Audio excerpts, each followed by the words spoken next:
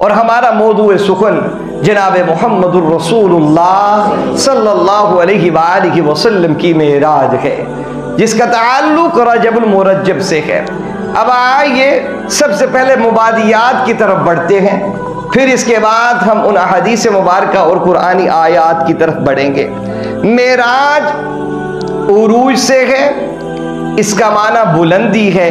رسول اللہ صلی اللہ علیہ وآلہ وسلم کو یہ بلندی حاصل ہوئی۔ اللہ کے رسول صلی اللہ علیہ وآلہ وسلم کو معراج ہوا، یہ مسلم ہے۔ اب معراج کے واقعے میں بنیادی طور پر یہ بات ذہن میں رکھیے گا، کچھ چیزیں اتفاقی ہیں، کچھ چیزیں اختلافی ہیں، یعنی کچھ چیزوں میں باہمی صحابہ میں بھی اختلاف پایا گیا ہے، کچھ چیزوں میں باہمی صحابہ میں اتفاق پایا گیا ہے۔ اب معراج کے مہینے میں اتفاق نہیں کہ معراج کس مہینے میں ہوئی، معراج کے سن میں بھی اتفاق نہیں کہ معراج کس سن میں ہوئی۔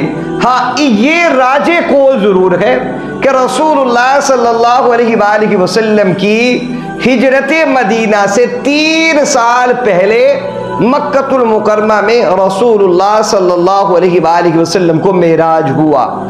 اب مہینے میں بھی اختلاف گئے کہ مہینہ کون سا تھا۔ راجح قول کے مطابق رجب المرجب کا مہینہ ہے۔ تاریخ میں بھی اختلاف ہے، بہرحال جو معروف تاریخ ہے وہ 27 رجب المرجب سمجھی جاتی ہے کہ اس دن رسول اللہ صلی اللہ علیہ وسلم کو معراج ہوا۔ اب تاریخ میں بھی اختلاف ہو، مہینے میں بھی اختلاف ہو، سال میں بھی اختلاف ہو، یہ اختلاف اپنی جگہ رہے۔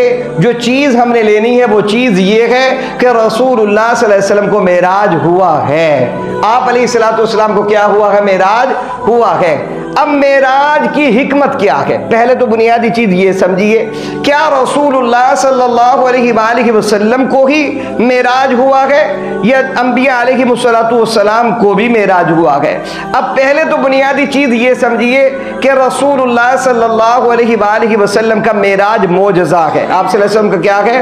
معجزہ ہے۔ لہذا معجزے الہ العالمین نے تمام انبیاء علیہ السلام کو عطا فرمائے تھے، رسول اللہ صلی اللہ علیہ وسلم کو بھی عطا فرمائے۔ جس طرح جناب عیسیٰ علیہ السلام کے معجزات میں سے ہے کہ کوڑ پن کا مریض حضرت عیسیٰ علیہ السلام کے پاس آتا تھا، اب اللہ کے حکم سے، اللہ کی رضا سے، اللہ کی مرضی سے اس کوڑ پن کے مریض کو شفا یاب کر دیتے تھے اللہ کے حکم سے۔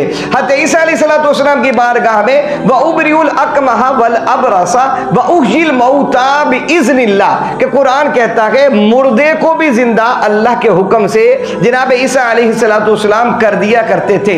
مادر پیدر اپنی ماں کے پیٹ سے ہی جو نابینا پیدا ہوا ہے، جہاں پر تمام حکمتیں طبیب فیل ہو جاتے تھے، حضرت عیسیٰ علیہ السلام کے پاس اس اندھے کو لایا جاتا تھا، آپ اللہ کے امر سے، اللہ کے حکم سے اس کے آنکھ پر اپنی انگلی مبارک پھیرتے تھے، وہ دیکھنا شروع کر دیتا تھا۔ یہ حضرت عیسیٰ علیہ السلام کا معجزہ تھا کہ الہ العالمین قرآن میں کہتے ہیں وَأُبْرِئُ الْأَكْمَحَ وَالْأَبْرَصَ وَأُحْيِي الْمَوْتَى بِإِذْنِ اللَّهِ۔ حضرت موسیٰ علیہ السلام کے زمانے میں جادوگر بڑے عروج میں تھے، الہ العالمین حضرت موسیٰ علیہ السلام کو ویسے ہی معجزات عطا فرمائے۔ لہذا رسول اللہ صلی اللہ علیہ وسلم کو بھی معجزے الہ العالمین نے دیے۔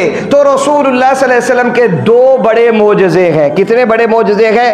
2 بڑے معجزے ہیں۔ علامہ سیوطی فرماتے ہیں 3 بڑے معجزے ہیں۔ کتنے بڑے معجزے ہیں؟ 3 بڑے معجزے ہیں۔ لہذا سیوطی رحمۃ اللہ علیہ کی بات کو ہم لیتے ہیں کیونکہ آپ عظیم مفسر قرآن ہیں۔ آپ فرماتے ہیں 2 بڑے معجزوں میں ایک رسول اللہ صلی اللہ علیہ وسلم کا معجزہ کلام اللہ ہے کہ الہ العالمین نے آپ کو قرآن عطا فرمایا ہے۔ دوسرا بڑا معجزہ آپ کا معراج ہے کہ رسول اللہ صلی اللہ علیہ وسلم کو اللہ نے معراج عطا فرمایا ہے۔ اور تیسرا بڑا معجزہ رسول اللہ صلی اللہ علیہ وسلم کا کیا ہے کہ نبی محترم صلی اللہ علیہ وآلہ وسلم کو رب العالمین نے صحابہ کرام رضوان اللہ تعالی علیہ مجمعین عطا فرمائے ہیں۔ یہ بھی اللہ کے رسول صلی اللہ علیہ وسلم کا معجزہ ہے، اور یہ بات میری نہیں بلکہ عظیم مفسر قرآن حضرت علامہ جلال الدین سیوطی نور اللہ مرکدہ کی ہے، تو لہذا رسول اللہ صلی اللہ علیہ وسلم کا معراج ہوا ہے، آپ علیہ السلام کا معراج ہوا ہے، یہ اتفاقی ہے۔ باقی کب ہوا ہے، کس مہینے میں ہوا ہے، تاریخ میں ہوا ہے، یہ اختلافی ہے۔ اب معراج کے ساتھ جڑے ہوئے عنوانات میں آپ یہ بات بھی ذہن میں رکھیے، اللہ کے رسول صلی اللہ علیہ وسلم دن اور رات میں دنیا کی سب سے بڑی سعادتیں دو چیزیں ہیں، وہ کیا ہے؟ ایک رسول اللہ صلی اللہ علیہ وسلم کی ولادت، ایک رسول اللہ صلی اللہ علیہ وسلم کی ولادت، یہ اس کائنات، اس روئے زمین میں سب سے بڑی سعادت انسانوں کو حاصل ہوئی کہ رسول اللہ صلی اللہ علیہ وسلم کی ولادت ہوئی۔ اور دوسری بڑی سعادت انسانیت کی کیا ہے؟ وہ معراج ہے، اور وہ معراج کسے حاصل ہوا؟ جناب محمد الرسول اللہ صلی اللہ علیہ وسلم کو حاصل ہوا۔ اب دیکھیے دونوں سعادتیں اللہ نے جناب محمد الرسول اللہ صلی اللہ علیہ وسلم کو عطا فرمائی۔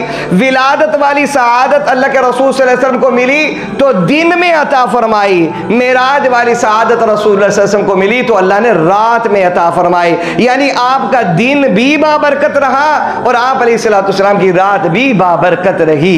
اب رسول اللہ صلی اللہ علیہ وسلم کے معراج میں اور انبیاء علیہ السلام کے معراج میں فرق دیکھیے گا۔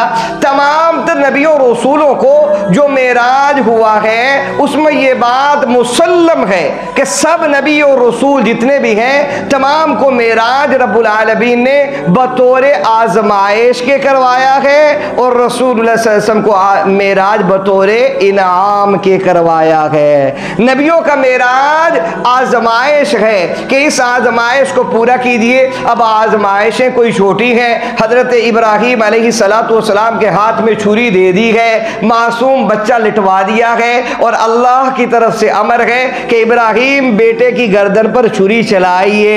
یہ بہت بڑی آزمائش ہے جو اللہ کا نبی اللہ رب العالمین کی بارگاہ میں پیش کر رہا ہے، تو لہذا سارے نبیوں کو معراج بصورت آزمائش ہوا ہے، رسول اللہ صلی اللہ علیہ وسلم کو معراج بصورت انعام ہوا ہے۔ اللہ نے آزمائش نہیں کی بلکہ رسول اللہ صلی اللہ علیہ وسلم کو انعام دیا ہے معراج کروا کے۔ اب دوسرا فرق دیکھیے گا، سارے انبیاء علیہ السلام کو معراج فرش پر ہوا ہے، رسول اللہ صلی اللہ علیہ وسلم کو معراج عرش پر ہوا ہے۔ یہ بھی نبی محترم صلی اللہ علیہ وآلہ وسلم کا کیا ہے؟ اعزاز ہے کہ رسول اللہ صلی اللہ علیہ وسلم کو معراج فرش پر نہیں بلکہ رب العالمین نے عرش معلی پر کروایا ہے۔